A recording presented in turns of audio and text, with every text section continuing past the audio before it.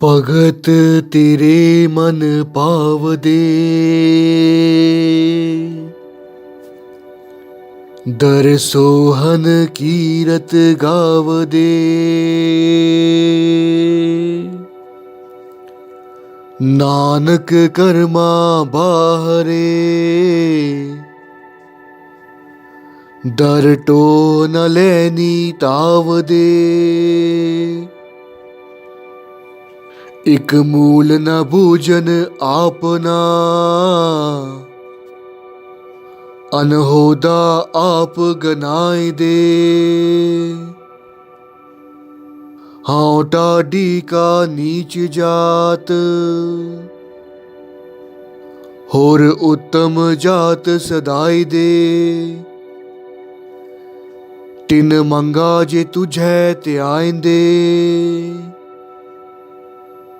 वाहिगुरु जी का खालसा, वाहिगुरु जी की फतेह। अगर कोई ये पूछे कि भगत बड़ा के गुरु, इस कथा से आपको इस प्रश्न का जवाब मिल जाएगा कि आखिर परमेश्वर का भगत बड़ा होता है या फिर आप गुरु या परमेश्वर।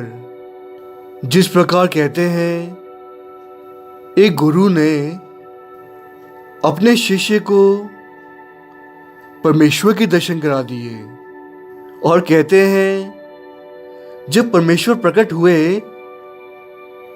तो शिष्य ने परमेश्वर के पैर छूने चाहे, परंतु परमेश्वर ने उन्हें रोक दिया। कहा, पुत्र पहले गुरु के पैर छुओ फिर हमारे छूना। परंतु जब शिष्य ने गुरु के पैर छुए तो गुरु ने निम्रता से कह दिया कि परमेश्वर के पैर छुओ। और जब फिर से परमेश्वर के पैर छूने चाहे तो परमेश्वर ने फिर रोक दिया कि गुरु के पैर पहले छुओ। ये सिलसिला चलता रहा। परमेश्वर ने आखिरकार उस शिष्य को उपदेश दिया कि गुरु ने ही तुम्हें परमेश्वर से मिलाया है, मुझसे मिलाया है। इसी कारण गुरु बड़ा हुआ, क्योंकि अगर गुरु ही ना होता तो तुम परमेश्वर से कैसे मिल पाते। क्योंकि गुरु वो होता है जो अपने शिष्य को काम, क्रोध, लोभ, मोह, अहंकार से दूर रखकर उसे निर्मल बना देता है और उसे परमेश्वर के साथ जोड़ देता है।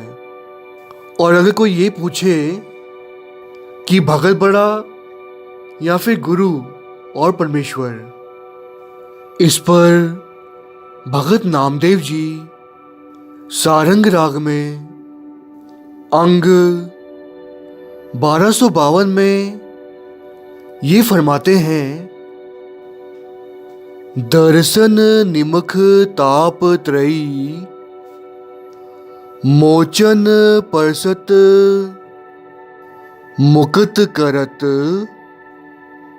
गृह कूप रहाओ, मेरी बांधी पगत छड़ावै, बांधे पगत न छूटे मोहे, एक समय मोको गह बांधै, तोफुन मोपै जवाब न होए, मैं गुण बंध सगल की जीवन, मेरी जीवन मेरे दास, नाम देव जाके जी ऐसी, तैसो ताकै प्रेम प्रकाश। यहाँ पर भगत नामदेव जी कह रहे हैं कि जो भगत होता है, प्रभु का दास होता है, वो प्रभु का ही रूप होता है। प्रभु के सेवक में, उसके दास में, उसके भगत में कोई अंतर नहीं। प्रभु के भगत में और प्रभु में कोई अंतर नहीं। हर व्यक्ति परमेश्वर के दर्शन नहीं कर पाता, प्रभु की प्राप्ति नहीं कर पाता, पर यदि मनुष्य प्रभु के भगत के दर्शन कर ले, उसकी सेवा कर ले, तो भी मनुष्य मुक्त हो सकता है। भगत नामदेव जी कहते हैं, मेरी बांधी पगत छड़ावे, बांधे पगत ना छूटे मोहे। ये पंक्ति बहुत ही खूबसूरत है, अपने आप में बहुत ही महान है।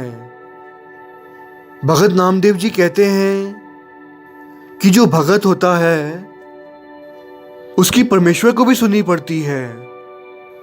जिस प्रकार अगर परमेश्वर कह दे कि इस व्यक्ति का, इस मनुष्य का बुरा होगा, परंतु यदि अगर भगत कह दे कि नहीं, इसका भला होगा, तो परमेश्वर को भी पीछे हटना पड़ता है, उन्हें भी झुकना पड़ता है, क्योंकि परमेश्वर कभी भगत का कहा टालते नहीं।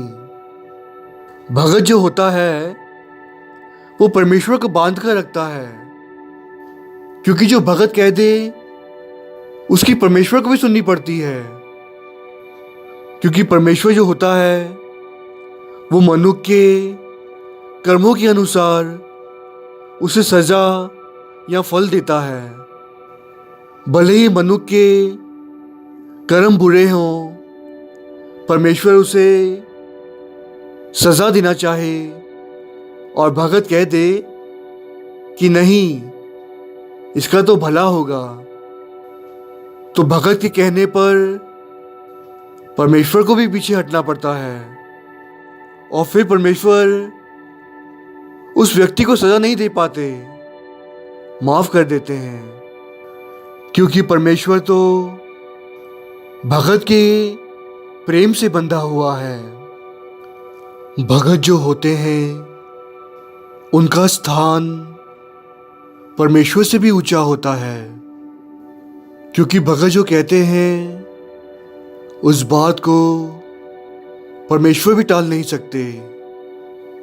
इस पर गुरदास जी ने बहुत ही खूब फरमाया है, सिर ऊंचा नीवे चरण, सिर पैरिन पांदे, मुंह अखी नक कन, हाथ दे पार उचांदे, सब चीहन बड़ पूजियन, कौन करम कमांदे, गुर सरनी साध संगति, नित चल चल जांदे, वंतन परोपकार नो, कर पार वसांदे, मेरी खल्लो मौजड़े, गुर सिख हंडांदे, मस्तक लगे साध रेन, वड पाग जिनादे। यहाँ पर भक्तों की उपमा में गुरदास जी कह रहे हैं कि भक्तों का सर ऊंचा होता है और चरण नीचे, परंतु उनका सिर हमेशा परमेश्वर के आगे झुकता है, उनके चरण पूजे जाते हैं, वो रोज प्रभु के सिमरन में जुड़ते हैं, प्रभु की भक्ति करते हैं और मनुष्यता को परमेश्वर के साथ जोड़कर उनका पार उतारा कर देते हैं। गुरदास जी की ये पंक्ति ये पूरी तरह से स्पष्ट कर देती है कि भगत जो होते हैं उनकी परमेश्वर भी सुनता है, और भगत जो कह दे वो परमेश्वर को मानना ही पड़ता है, भले ही फिर कुछ भी हो जाए। गुरदास जी कह रहे हैं, मेरी खल्लो मौजड़े गुर सिख हडांदे। गुरदास जी कहते हैं कि परमेश्वर बोल रहा है कि मेरे चरणों का मांस निकालकर जूता बनाकर गुरु के सिख पहनते हैं। यानी कि इसका मतलब ये होता है कि गुरसिख जो कह दे मैं वही करता हूँ, और परमेश्वर से बड़ा भगत ही होता है। और वो बहुत बड़े भाग्यशाली होते हैं जो भक्तों के साथ जुड़ते हैं, क्योंकि भगत ही एक सही राह बताता है जीने की और संसार को तार देता है। गुरु गोविंद सिंह महाराज जी के समय की ये बात है, जब औरंगजेब का जुल्म भारत के चारों ओर फैल रहा था।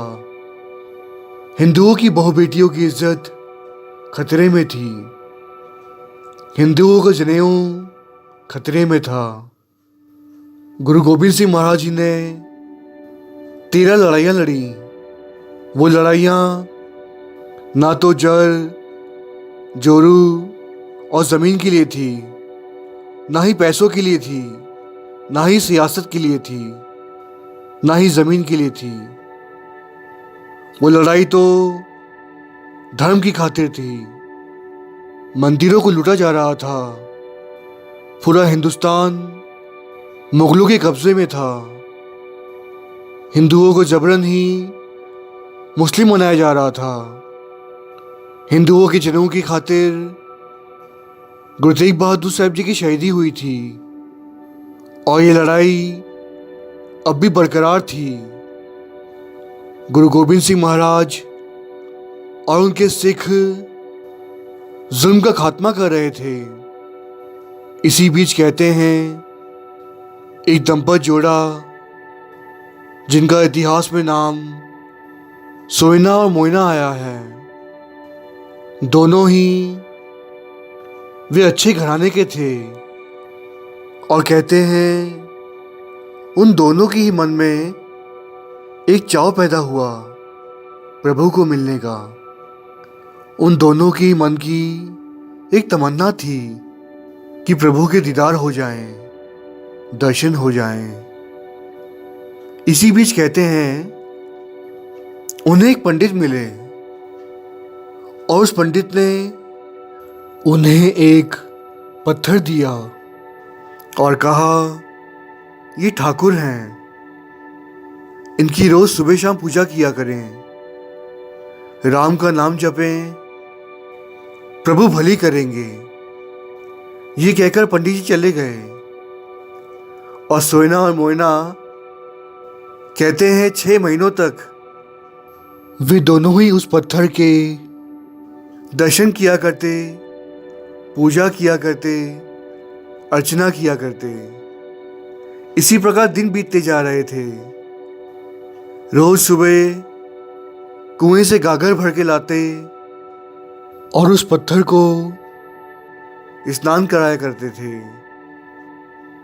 और प्रभु को मिलने की प्यास अब तक उनके मन में थी, जो कि पूरी नहीं हो रही थी। इसी बीच कहते हैं एक गुरु का सिख जो कि मुगलों से जूझता हुआ बहुत ही घायल होकर उनके पास पहुंचा, और सोयना और मोयना को देखकर उस गुरसिख ने कहा, मुझे पानी पिला दें। सोयना और मोयना ने सोचा कि जल की गागर तो हम ठाकुर के स्नान के लिए लाए हैं, अगर ये जल हमने इस व्यक्ति को दे दिया तो ये झूठा हो जाएगा। जिस प्रकार हम संसार में भी देखते हैं कि हमारे पास कोई वस्तु हो जो कि प्रभु को देनी हो, गुरु के आगे अर्पण करनी हो, भेंटा देनी हो, और कोई ज़रूरतमंद व्यक्ति उस वस्तु को आपसे मांग ले तो मन में ये विचार आता है कि ये तो गुरु के लिए है, प्रभु के लिए है, मैं किसी और को क्यों दूं। कई बार संसार में हम देखते हैं कि व्यक्ति के पास सब कुछ होता है, वो भरपूर होता है, परंतु यदि कोई ज़रूरतमंद व्यक्ति आकर उस व्यक्ति से मांग ले या अपनी इच्छा जाहिर करे कि मुझे कुछ चीज़ों की ज़रूरत है, तो धनवान व्यक्ति, भरपूर व्यक्ति संकोच कर जाता है। वो ये नहीं सोचता कि मेरे पास जो कुछ भी है वो उस प्रभु का ही दिया हुआ है। हम ये सोचते हैं कि जो कुछ भी है वो मेरा है। हम दान पुण्य नहीं करते, किसी को कुछ देना नहीं चाहते। हमारा मन आज कठोर हो चुका है, हम पत्थर के बन चुके हैं। इसी प्रकार कहते हैं, सोयना और मोइना ने सोचा कि ये जल की घाघर तो ठाकुर के स्नान कराने के लिए है, ये जल जूठा हो जाएगा। जबकि वो देख रहे थे कि वो सिख घायल है, उसके शरीर पर कई चोटें लगी हैं जिनका जख्म शायद कभी भर नहीं सकता, परंतु फिर भी कहते हैं सोयना और मोइना ने इनकार कर दिया और दोनों ही अपने घर की ओर लौट गए। जब उस गुरसिक ने सोयना और मोइना को जाते हुए देखा तो मुख से एक वचन कर दिए, कहा, ऐसे दर्शन नहीं होंगे, ठाकुर तुम्हें दर्शन नहीं देगा, ऐसी भक्ति नहीं होती। गुरु के सिख ने वचन कर दिए थे।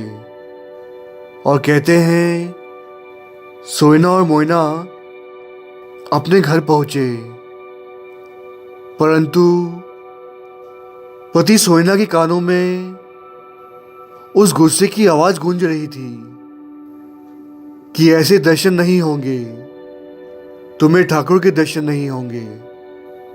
और जैसे ही पत्नी स्नान कराने जा रही थी, पत्नी मोइना के कानों में भी उस गुस्से की आवाज गूंज रही थी कि ऐसे ठाकुर के दर्शन नहीं होंगे। उस आवाज को सुनकर पत्नी मोइना ने पति से कहा कि आपको कोई आवाज सुनाई दी? पति ने कहा, हाँ, मेरे कानों में भी आवाज आ रही है, उस गुरसिक की, जिसने कहा था ऐसे ठाकुर के दर्शन नहीं होंगे। वे दोनों दौड़कर उस गुरसिक के पास आए उसे पानी पिलाने के लिए, परंतु जैसे ही वे दोनों वहां पहुंचे, उन्होंने देखा कि उस गुरसिक के प्राण तो शरीर से निकल चुके हैं, वो शहीद हो चुका है। इसी बीच कहते हैं आसपास के लोग वहां आ पहुंचे और पता करने पर यह ज्ञात हुआ कि ये गुरसिक तो बहुत ही करनी वाला सिख था।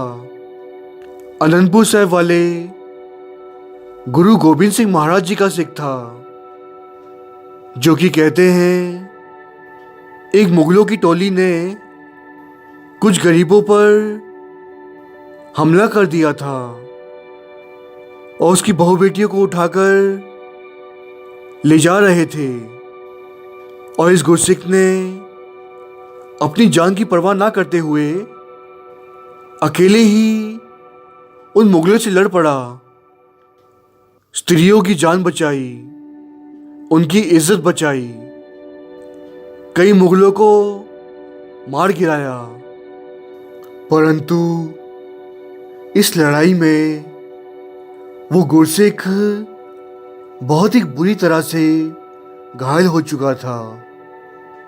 उस गुरसिख ने उन हिंदुओं की जान तो बचा ली, उनकी बहू बेटियों की इज्जत भी बचा ली, परंतु उनमें से एक मुगल ने उस गुरसिख पर पीछे से वार कर दिया था और वो बहुत बुरी तरह से घायल हो चुका था और किसी तरह से वो उन हिंदुओं को सुरक्षित अपने घर पर पहुंचाकर लौट रहा था और किस्मत से वो वहीं आकर गिरा जहाँ पर उसकी मुलाकात सोयना और मोइना से हुई थी। परंतु जब उस गुरसिख ने पानी मांगा था तो सोयना मोइना ने इनकार कर दिया था, जिसके कारण वो गुरसिख शहीद हो गया था। ये सब जानने के बाद सोयना और मोइना बहुत पछता रहे थे। उनकी आत्मा उन्हें झंझोर रही थी, परंतु अब क्या फायदा, जब जरूरत पड़ने पर आपने किसी की मदद नहीं की तो बाद में पछताने से क्या फायदा। कहते हैं उस रायपुर की धरती पर एक रानी का राज था। जब उस रानी को पता चला कि मेरे राज्य में एक गुरसिख की इस प्रकार शहीदी हुई है, जिसने अपना आपा वार दिया किसी की इज्जत की खातिर, किसी की जान की खातिर, उस रानी ने अपने हाथों से उस गुरसिख का अंतिम संस्कार किया और सोयना और मोइना अब मन ही मन बहुत चिंतित थे, दुखी थे। उसका कारण ये था कि उन दोनों के ही कानों में एक आवाज गूंज रही थी, उस गुरसिख की, जो ये कह रहा था ऐसे ठाकुर के दर्शन नहीं होंगे। इसी बीच कहते हैं कि गुरु गोबिंद सिंह महाराज कलगियां वाले, बाजा वाले, सृष्टि के तारनहार रायपुर की पास की धरती पर आए थे। रायपुर की रानी को जब इस बात का पता चला कि गुरु साहब जी उनके बहुत करीब आए हुए हैं, तो रायपुर की रानी ने गुरु गोबिंद सिंह महाराज जी को अपने महलों में आने का न्योता दिया।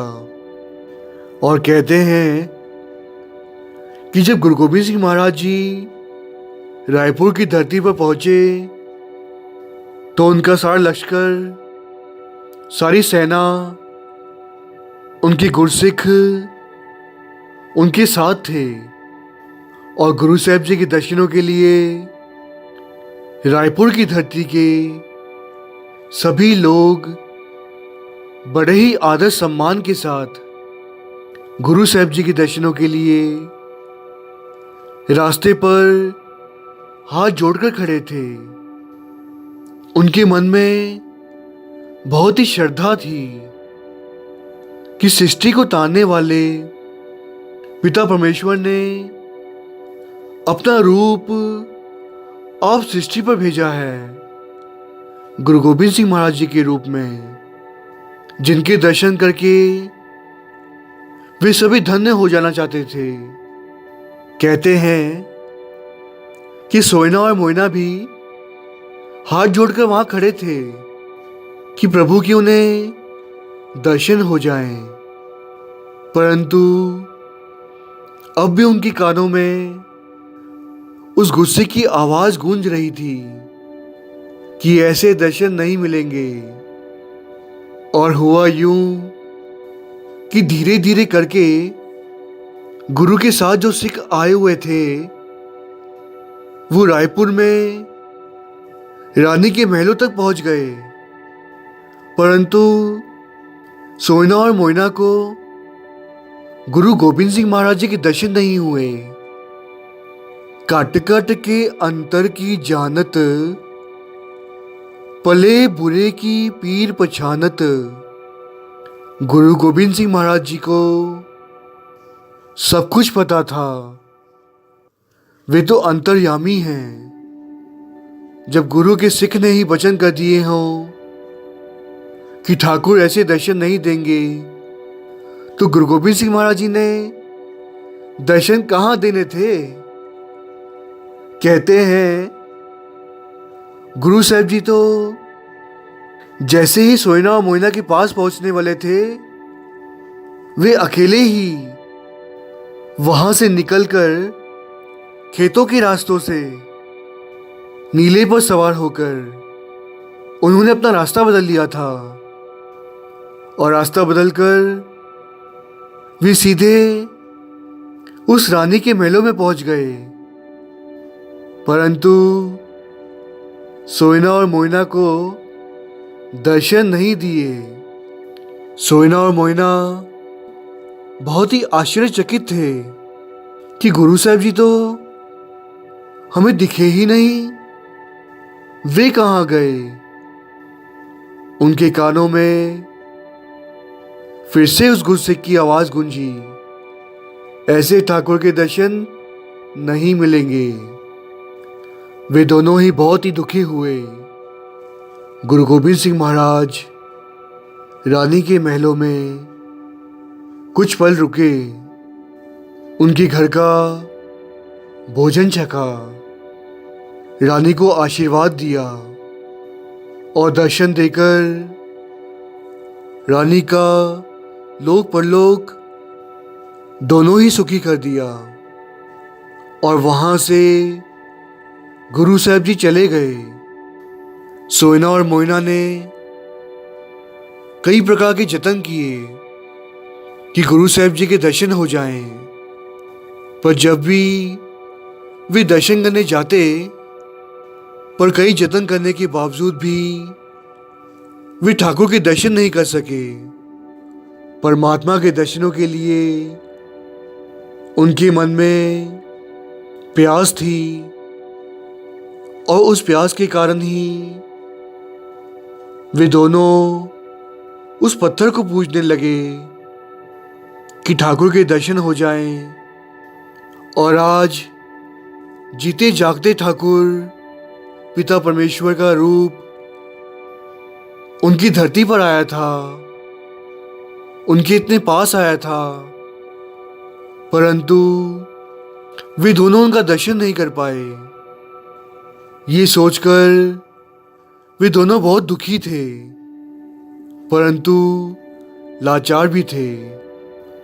जरा सोचिए, ऐसे होते हैं गुरसिख जो गुरु के लिए अपना आपा वार देते हैं, और जो उनके मुख से कोई वचन निकल जाए तो गुरु भी उसका पूरा पालन करते हैं, क्योंकि गुरु भी अपने सिखों को सत्कार देते हैं। पिता परमेश्वर भी अपने भक्तों की लाज रखता है। भगत ने जो कह दिया सो कह दिया, परमेश्वर को भी झुकना पड़ता है। अब सोयना और मोयना दोनों ही पश्चाताप की अग्नि में जल रहे थे, परंतु दोनों ही लाचार थे।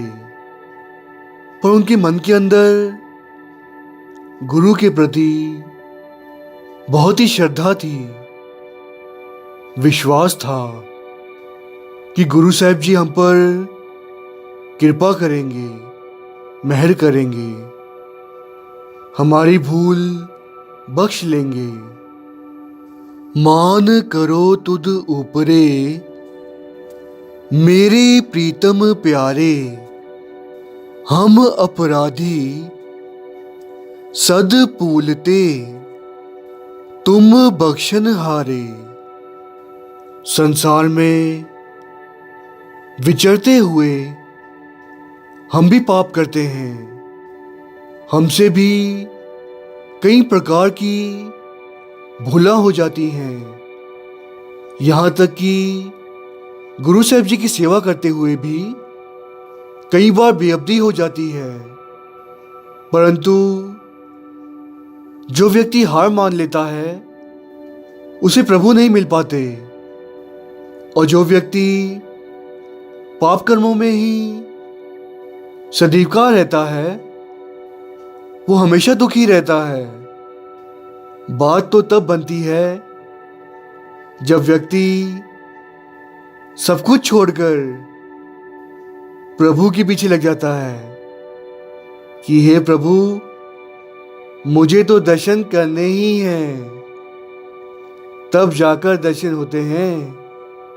कई बार विघ्न आएंगे, दुख आएंगे, पर हमें पीछे नहीं हटना, हमेशा आगे बढ़ना है, सेवा करते रहना है। दर्शनों की प्यास हमेशा ही मन में रखनी है। क्या पता कब प्रभु हम पर कृपा कर दे, हम पर मेहर कर दे। इसी प्रकार कहते हैं कि सोयना और मोयना ने बानी पढ़ना शुरू किया। वे दोनों ही थे तो हिंदू घराने के, परंतु प्रभु को मिलने की प्यास ने उन्हें ये ज्ञात करा दिया था कि प्रभु पिता परमेश्वर तो आप ही गुरु गोविंद सिंह महाराज जी के रूप में सृष्टि में विचर रहे हैं। उनके मन में पूर्ण विश्वास था कि गुरु गोविंद सिंह महाराज जी सृष्टि के तारनहार हैं, वे ही प्रभु हैं। और अब वे उनके दर्शनों के लिए तरस रहे थे, और उनके दर्शन पाने के लिए वे अब कुछ भी कर सकते थे, किसी भी हद को पार कर सकते थे। बानी पढ़ते पढ़ते उन्हें ये ज्ञात हुआ कि गुरु साहिब जी तो गरीब निवाज हैं, जो कि गरीबों पर हमेशा कृपा करते हैं, दीन दुनिया के मालिक हैं। ऐसी लाल तुझ बिन कौन करे, गरीब निवाज गुसैया मेरा, माथे छतर तरह। गुरु गोविंद सिंह महाराज जी तो गरीब निवाज हैं। वो गरीबों की हमेशा सुनते हैं, उनकी रक्षा करते हैं, उनकी पत रखते हैं। ये जानकर सोयना और मोयना ने सोचा कि हमारे पास तो धन संपत्ति है, घर है, जमीन है, हमें तो गरीब हो जाना चाहिए ताकि गुरु साहिब जी, ताकि वो गरीब निवाज गुरु गोविंद सिंह महाराज हमें बख्श लें। ये सोचकर कहते हैं उस पति पत्नी सोयना और मोयना ने अपना घर बेच दिया, जमीन ही बेच दी, परंतु ये सब कुछ बेचकर उनके हाथ में फिर से धन आ गया। अब उन्होंने सोचा कि हमें तो गरीब बनना है ताकि वो गरीब निवास हमें मिल सके।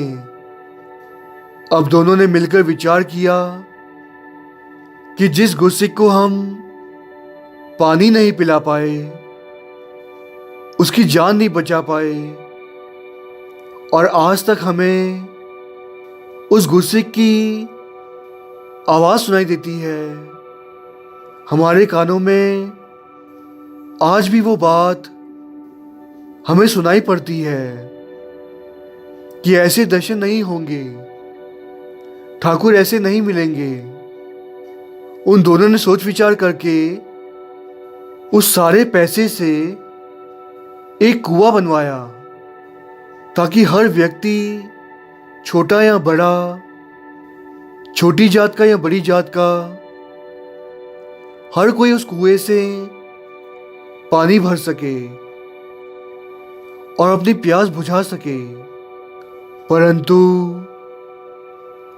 यदि अगर देखा जाए कि जब एक गुरसिक को पानी की जरूरत थी, सोइना और मोइना पानी पिलाकर शायद उसकी जान बचा सकते थे, वक्त पड़ने पर उन्होंने किसी की मदद नहीं की, तो अब कुआं बनवाने से क्या फायदा। ऐसा ही होता है आज संसार में भी, कि हम देखते हैं कि कोई जरूरतमंद व्यक्ति है जिसे किसी चीज की जरूरत है, और हम उसे देने से कई बार तो इनकार कर देते हैं, और बाद में यदि हम अपना सारा धन भी बांट दें, परंतु जब हम किसी जरूरतमंद व्यक्ति की मदद नहीं कर पाए तो बाद में हम कुछ भी कर लें, उससे क्या फायदा। हमें इससे सीख मिलती है कि हम हर किसी की मदद करें, जिसका कारण यह है कि जो बुरा वक्त उस व्यक्ति पर आया है वो शायद हम पर भी तो आ सकता है। कबीर गर्भ ना कीजिए, रंक न हंसिए कोए, अजहू सो नाव समुंद में, क्या जानो क्या होए। कबीर जी की बहुत ही खूबसूरत पंक्ति गुरु ग्रंथ साहिब महाराज जी में अंग 1366 को आती है, जिसमें कबीर साहब जी कह रहे हैं कि हे मनुख, तू गर्व मत कर, अहंकार मत कर, किसी पर हंस मत। प्रभु ने तुझे सब कुछ दिया है, इसका मतलब ये नहीं कि तू गरीबों पर हंसे। कई बार हम संसार में ये भी देखते हैं कि हम अच्छे ओहदे पर होते हैं या हमारा अच्छा बिजनेस चल रहा होता है, तो हम ये सोचते हैं कि जिसका छोटा बिजनेस है या जिसका ओहदा छोटा है वो व्यक्ति छोटा है। नहीं भाई, तुझे जो मिला है वो तेरे पिछले कर्मों की वजह से मिला है। पिछले जन्मों में जो तूने अच्छा बीज बोया है, अच्छे कर्म किए हैं, उसी के अनुसार तुझे ये जीवन मिला है, ये कारोबार मिला है, ये घर बार मिला है। जो भी तू सुख भोग रहा है वो तेरे ही बीजे हुए पिछले अच्छे कर्मों की वजह से है। इसका तुझे अहंकार नहीं करना बल्कि शुक्राना करना है। और आज हम देखते हैं कि संसार में जिसके पास सब कुछ है, प्रभु ने उसे हर दात दी हुई है। अच्छा ओहदा दिया है, अच्छा घर बार दिया है, धन दौलत दी है, तो वो व्यक्ति उसका अहंकार करता है और सामने वाले व्यक्ति को कुछ समझता ही नहीं, उसका निरादर करता है, उसकी बेइज्जती करता है, यहां तक कि उसे छोटा समझता है। परंतु भगत कबीर जी तो कहते हैं कि अजो सो नाव समुद्र में, क्या जाना क्या होए।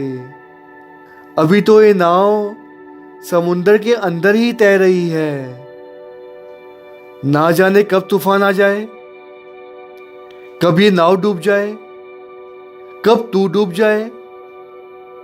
तो इसलिए है व्यक्ति, तू अहंकार मत कर, झुक कर रहे। और सबसे पहले तो ना तो इस सृष्टि पर कोई अमीर रहेगा और ना ही गरीब, सभी को छोड़कर जाना है।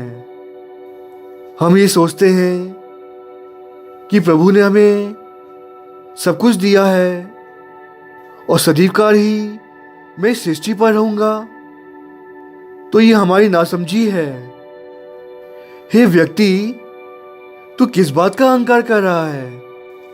जबकि गुरु साहब जी तो कह रहे हैं, राना राओ ना को रहे, रंग न तुंग फकीर, वारी आपो आपनी, कोई न बंधे तीर। ना इस सृष्टि पर हमेशा के लिए कोई अमीर रहेगा और ना ही गरीब रह सकता है। हर किसी को जाना है। वारी आपो अपनी, हर किसी की बारी आने वाली है और तुझे फिर कोई बचा नहीं पाएगा, कोई संभाल नहीं पाएगा। तुझे जाना ही होगा इस संसार को छोड़कर। तो हे मनुष्य, तू क्यों अहंकार करता है? क्यों ये सोचता है कि भगवान ने मुझे सब कुछ दिया है, मेरे पास कारोबार है, जमीन जायदाद है, धन दौलत है। सिकंदर ने इस सृष्टि पर राज किया। जब वो कुछ ना ले जा पाया तो तू कहां से ले जाएगा? सब कुछ छोड़कर जाना है।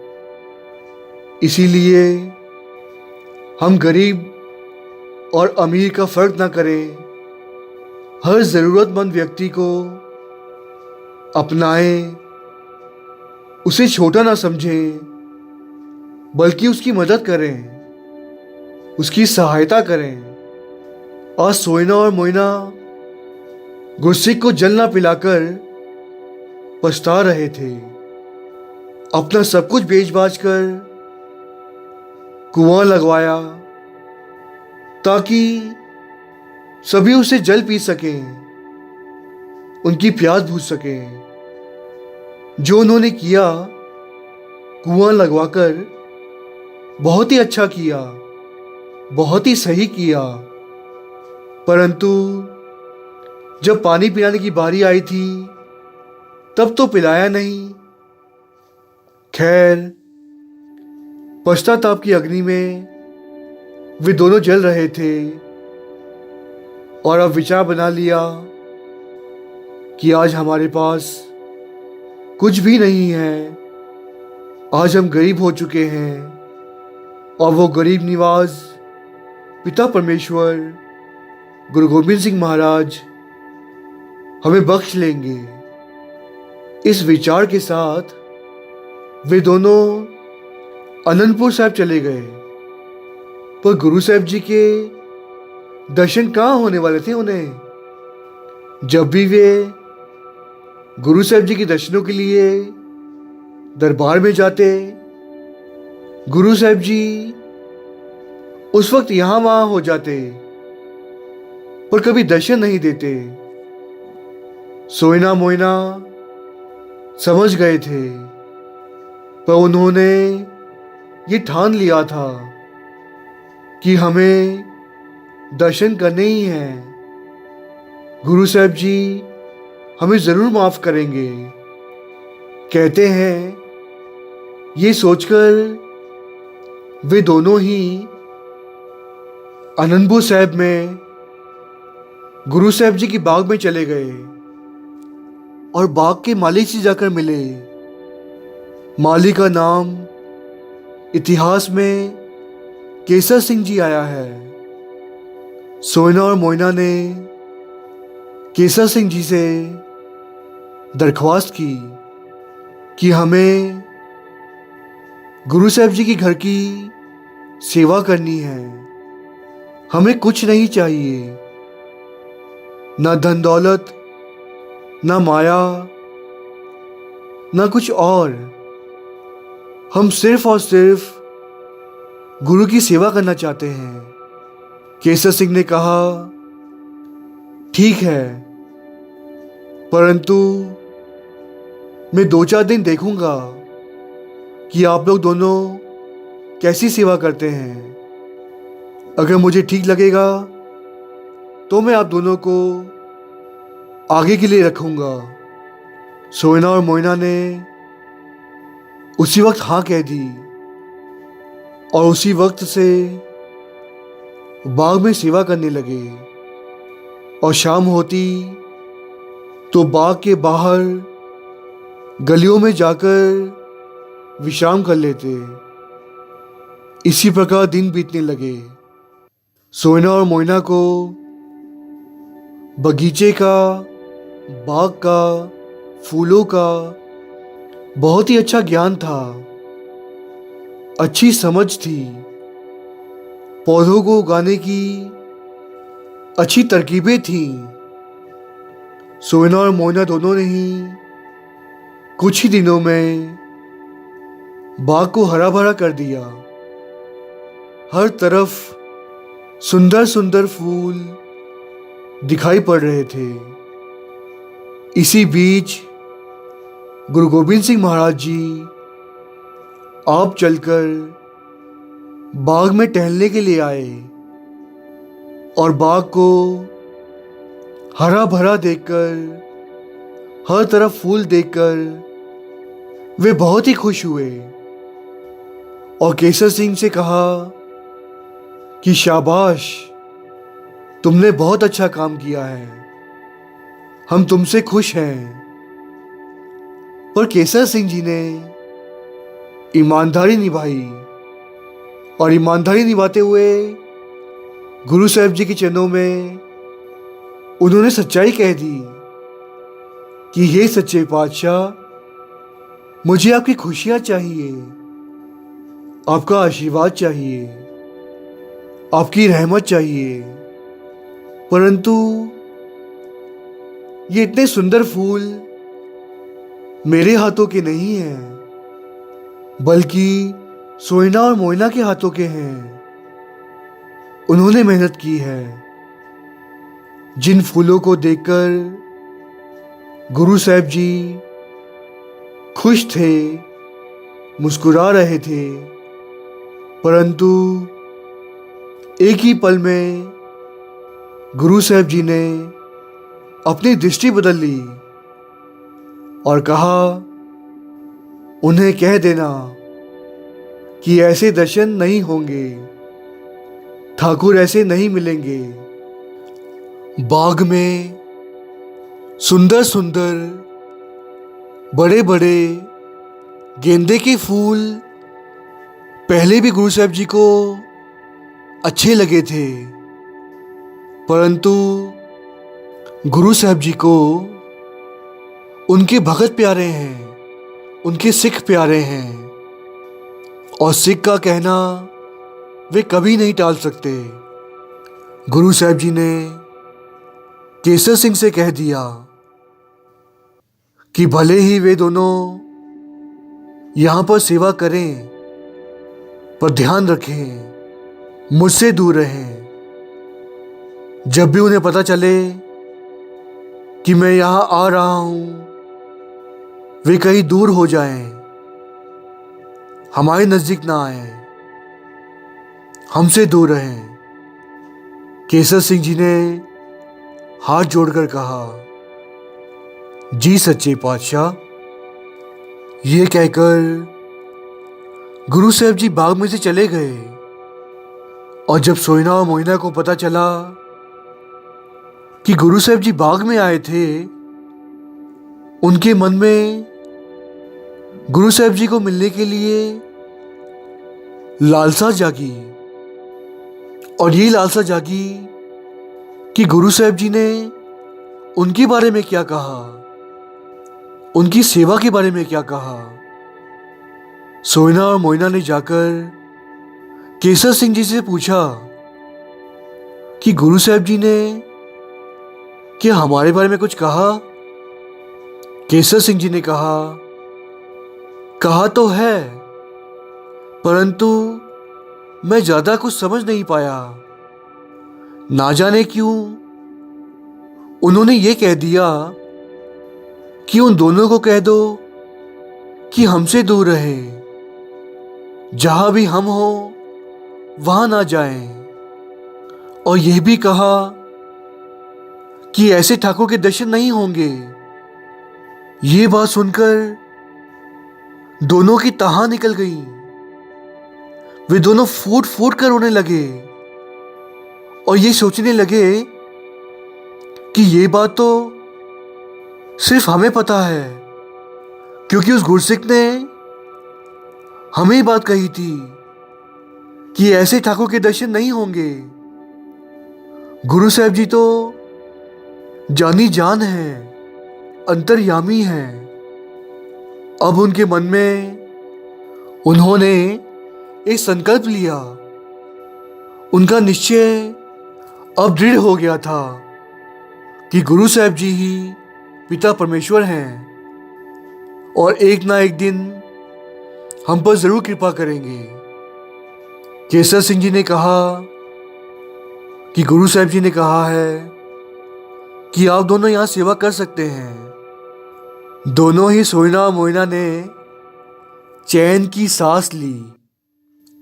सोचा चलो दर्शन नहीं हुए, कम से कम सेवा तो कर पाएंगे, गुरु के साथ तो रहेंगे। ना जाने कब गुरु हम पर कृपा कर दे और हमें दर्शन दे दे।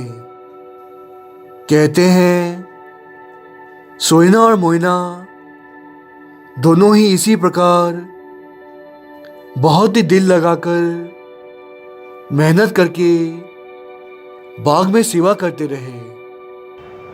धन है माता जीतो जी, जो कि कहते हैं रोज अमृत वेले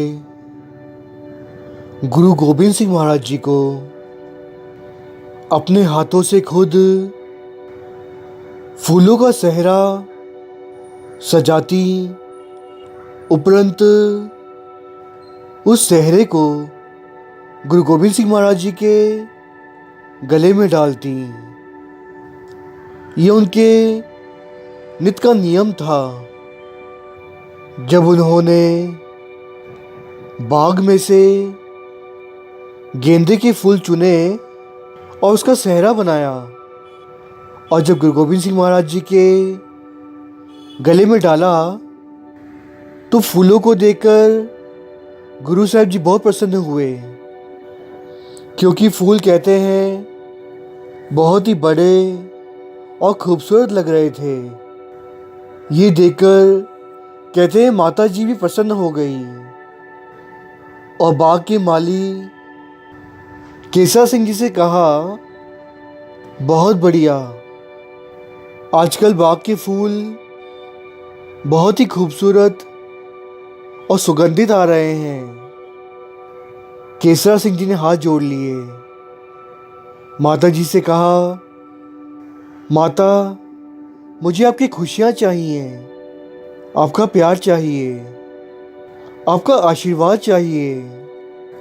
परंतु ये फूल मैंने नहीं उगाए, ये तो सोइना और मोइना ने उगाए हैं, जो कि आजकल बाग की रखवाली कर रहे हैं, माली का काम कर रहे हैं। परंतु ना जाने क्यों गुरु गोबिंद सिंह महाराज जी उनसे शायद कुछ नाराज हैं। वो ना जाने क्यों उन्हें दर्शन नहीं दे रहे। माता जी ने कहा, तो फिर ये फूल तुम रख लो। जब गुरु साहब जी ही उनके फूल अपनाना नहीं चाहते, उन्हें मिलना नहीं चाहते, तो मैं उनके फूल क्यों लूं? इस पर केसरा सिंह जी ने कहा, नहीं माता जी, उन्होंने तो सिर्फ दर्शन देने से मना किया है, परंतु कहा है कि वे दोनों बाग में सेवा जरूर कर सकते हैं, उसमें कोई मनाही नहीं। माता जी ने कहा, तो फिर ठीक है, परंतु वे विचोलन बनकर उनकी मदद करना चाहती थी ताकि उन्हें गुरु साहिब जी के दर्शन हो जाएं। धन है माता जीतो जी। उपरंत कहते हैं माता जीतो जी ने गुरु गोबिंद सिंह महाराज जी के पास जाकर फरियाद कर दी पहले तो उनसे पूछा, हे सच्चे पातशाह, आप सोइना और मोइना से नाराज क्यों हैं? ऐसा क्या गुनाह कर दिया उन्होंने? गुरु साहब जी ने उत्तर दिया, नहीं, मैं उनसे नाराज नहीं हूँ। दरअसल उनसे एक बहुत बड़ी भूल हो गई थी जिसकी वो सजा काट रहे हैं। माता जीतो जी ने कहा, ऐसी कौन सी भूल हो गई जो आप दर्शन नहीं दे रहे? गुरु साहब जी ने बताया कि मेरा एक सिख जो कि बहुत करने वाला था, जो कि बहुत ही रहत मर्यादा में रहता था, और वो दुखियारों की मदद करता हुआ, बच्चियों की इज्जत बचाता हुआ शहीद हो गया। और जाते जाते उस सिख ने इन दोनों से पानी मांग लिया था, परंतु इन्होंने किसी कारण की वजह से उस गुरसिख को पानी नहीं पिलाया, और गुरसिख ने वचन कर दिए कि ठाकुर दर्शन नहीं देंगे, ऐसे ठाकुर के दर्शन नहीं होंगे। तो जरा बताओ, मैं उस गुस्से के वचन कैसे टाल सकता हूँ? मैं कैसे दर्शन दे दूं उन्हें? माता जी ने पूछा, हे सच्चे पातशाह, इसका कोई तो उपाय होगा जिससे वो आपके दर्शन कर सकें।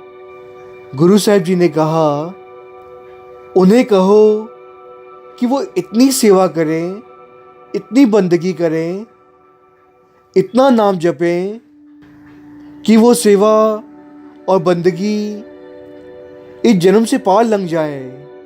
तभी उनका उद्धार हो सकेगा, तभी हम दर्शन देंगे। माता जीतो जी ने सोइना और मोइना के पास जाकर सारी बात रखी, उन्हें समझाया कि सच्चे दिल से सेवा करें, नाम जपें, बंदगी करें, गुरु साहब जी कृपा करेंगे। और कहते हैं, माता जीतो जी रोज ही सोइना मोइना के पास जाकर बैठ जाती, उन्हें कथा कीर्तन सुनाती, बंदगी कराती, और सोइना मोइना भी बहुत ही दिल लगाकर सेवा करते और बाग में फूल उगाते, बाग की रखवाली करते। इसी प्रकार समा बीतता जा रहा था, और कहते हैं, गुरु गोविंद सिंह महाराज जी का प्रकाश उत्सव आ रहा था। वो दिन आ रहा था जब गुरु साहब जी का प्रकाश हुआ था। वो संसार को तारने के लिए इस धरती पर आए थे। माता जी ने जाकर गुरु साहब जी के चरणों में हाथ जोड़ लिए, कहा, हे मेरे सच्चे पातशाह, आपका प्रकाश गुरुपुरब वो दिन नज़दीक आ रहा है। मैं चाहती हूँ आप कृपा करें सोइना और मोइना पर, और उसी दिन उनकी भूलें बख्श दें, उन पर कृपा कर दें और उन्हें दर्शन दे दें। गुरु गोविंद सिंह महाराज जी ने कहा, मेरे प्रकाश वाले दिन मैं किसी को खाली हाथ नहीं जाने देता। और सोइना और मोइना ने तो बहुत बंदगी की है, बहुत सेवा सिमरन किया है। उनकी सेवा सफल होने जा रही है। ये सुनकर माता जीतो जी बहुत प्रसन्न हुई और जाकर सोइना मोइना को उसी प्रकार सेवा बंदगी में जोड़ने लगी, उन्हें कीर्तन सिखाने लगी। और सोइना और मोइना से कहा, मैं चाहती हूँ कि तुम गुरु साहब जी के प्रकाश गुरुपुरब के दिन बाग में कलियों के फूल उगाओ। कहते हैं, सोइना और मोइना उन दोनों को ही फूलों की बाग की बहुत समझ थी, और कहते हैं कि जो फूल जिस ऋतु के नहीं होते वो उस ऋतु में भी उगा देते थे। जिस प्रकार कलियां जो होती हैं वो हमेशा गर्मियों के मौसम में खिलती हैं, और गुरु साहब जी का प्रकाश तो ठंडियों के मौसम में आता है, पो के महीने में आता है। कहते हैं सोइना और मोइना ने बाग में बहुत मेहनत की और कलियों के फूल उगा दिए, परंतु जब गुरु साहब जी का प्रकाश गुरुपुरब नज़दीक आ रहा था, सिर्फ 3 दिन बचे थे, और कहते हैं वहाँ पर एक व्यक्ति आया जो कि एक ढोंगी पीर था, जिसका नाम इतिहास में रोड़ा जलाली पीर आया है। कहते हैं वो रोड़ा जलाली बाग में घुस आया। वहाँ उसकी मुलाकात मोइना से हुई। मोइना को कहने लगा कि बाग की कलियां तो बहुत ही खूबसूरत हैं, ये तुम सब मुझे दे दो। मोइना ने हाथ जोड़कर कहा, नहीं पीर जी, ये बाग हमारा नहीं है, ये तो गुरु साहब जी का है, और हम इस प्रकार आपको कलियों के फूल नहीं दे सकते। ये तो गुरु साहब जी के लिए है, आप हमें क्षमा करें। वो रोड़ा जलाली जिद करने लगा, कहा मैं तो फूल लेकर ही जाऊंगा। मोइना ने सोचा एक गुरसिक को पानी नहीं पिलाया तो आज तक दर्शन नहीं हो रहे। अगर मैं इस पीर को कलियां की फूल नहीं दूंगी तो ना जाने क्या होगा। वो अंदर से घबरा गई और कहा, आप कल आना, मैं आपको अपने पति से मिलवाऊंगी, आप उनसे ले लेना। कहते हैं सोइना और मोइना गुरु घर से कुछ नहीं लेते थे। वो टोकरी बनाकर बाजार में बेचकर आते थे और उसी से अपना गुजारा करते थे। और उस वक्त सोइना जी उसी काम के लिए गए हुए थे। और जैसे ही सोइना जी घर लौटे, मोइना ने सारी बात बताई, और कहते हैं अगले ही दिन वो पीर रोड़ा जलाली बाग में फिर आ गया कलियों के फूल लेने।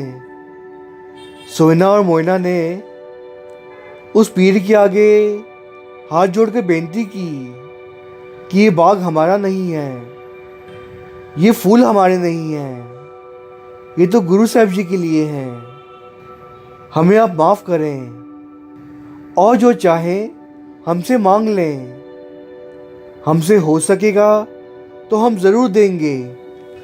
परंतु रोड़ा जलाली तो बहुत ही ढीठ था। जैसे तैसे सोइना और मोइना ने उसे इनकार किया, उनसे क्षमा मांगी और रफा दफा किया। परंतु कहते हैं वो रोड़ा जलाली तो बहुत ही सनकी निकला।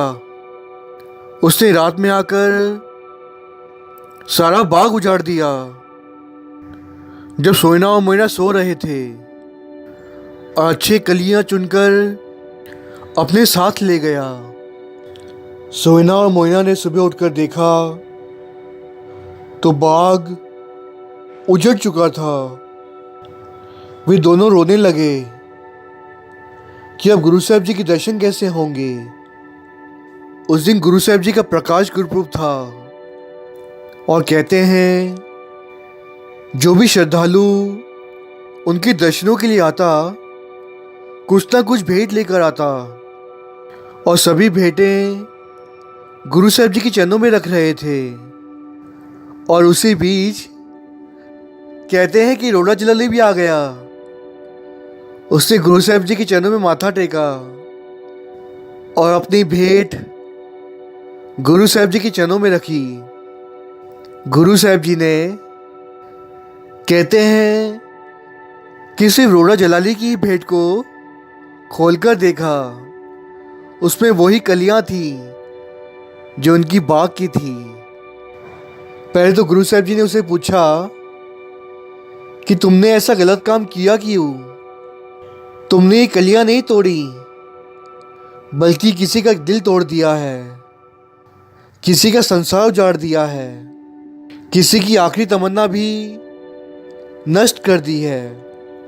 और गुरु साहब जी ने अपने सिख से इशारा किया कि उसकी टोपी उतारे।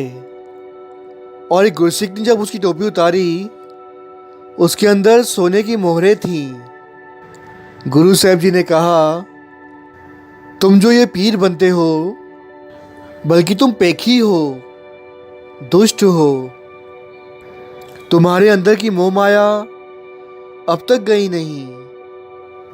झूठ बोलते हो, गलत काम करते हो और पीर बने फिरते हो। चोरी की आदत कब छोड़ोगे? कहते हैं गुरु साहब जी ने रोड़ा जलाली को बहुत बुरा भला कहा, उसकी असलियत बता दी, उसे आईना दिखाया और कहते हैं वहाँ से उठकर गुरु साहब जी आप चलकर सोइना और मोइना के पास गए और कहते हैं पीछे पीछे माता जीतो जी और सारी संगत भी चल पड़ी। और बाग में सोइना और मोइना दोनों ही बेहोश पड़े हुए थे। उन्हें लगा था कि गुरु साहब जी के अब कभी दर्शन नहीं होंगे।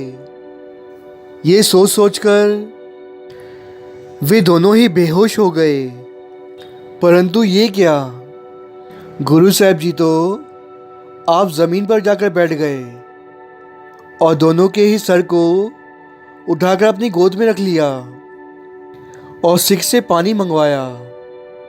पानी की छींटें उनके मुंह पर मारी, उन्हें उठाया। सोइना मोइना की जब आँख खुली तो गुरु साहब जी को सामने पाया और उन्हें देखकर फिर से बेहोश हो गए। गुरु साहब जी ने फिर से पानी की छींटें मारी और उन्हें उठाकर उन पर कृपा की, उनका जीवन मरण सफल कर दिया, उन्हें दाता बख्शी, उन्हें भवसागर से तार दिया। माता जीतो जी ने उन्हें कीर्तन सिखाया था, साज मंगवाए गए।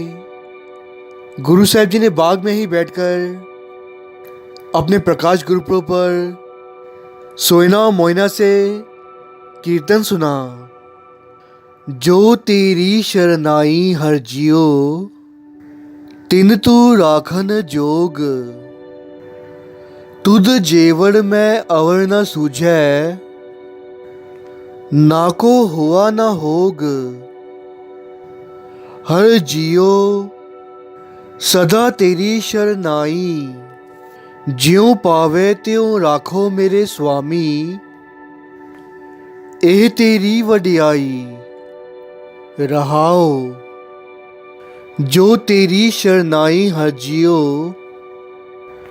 तिनकी करे प्रतिपाल।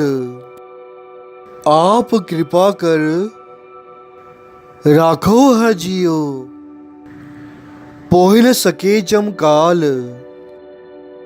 तेरी शरनाई सच्ची हर जियो, ना ओ कटे ना जाए। जो हर छोड़ दूजे पाए लागे, ओह जम्मे तय मर जाए। जो तेरी शरनाई हर जियो, तिना दुख पुख किच नाहे। नानक नाम सलाहे सदा तू, सच्चे शब्द समाहे। गुरु साहब जी ने सोइना मोइना से अपने प्रकाश गुरुपुरब पर कीर्तन सुना और उनका उद्धार किया। धन्य है गुरु गोबिंद सिंह महाराज जी और धन्य है गुरु के सिख।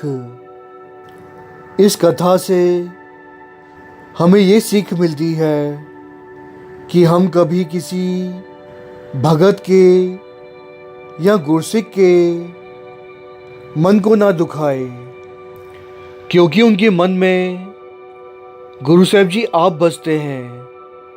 जो एक भगत कह देता है, फिर गुरु ही क्या, परमेश्वर भी उसे टाल नहीं सकते। मेरी बांधी पगत छड़ाए, बांधे पगत ना छूटे मोहे। कथा करते हुए आप जी के अनजान दास से कई प्रकार की भूलें हो गई हैं। साध संगत बख्शन योग हो, पुल्ला बख्शो, विच संगत हरप्रभ वसै जियो। साध संगत कृपा करें, दास के सर पर हाथ रखें, ताकि दास आपकी इसी प्रकार सेवा करता रहे और भवसागर से पार लंघ जाए। मुझे कभी जीवन मरण के गेड़े में ना फंसना पड़े, मेरा जन्म सफला हो जाए। साध संगत ऐसी आशीष बख्शना। साध संगत फतेह का जवाब फतेह में दें। वाहिगुरु जी का खालसा, वाहिगुरु जी की फतेह।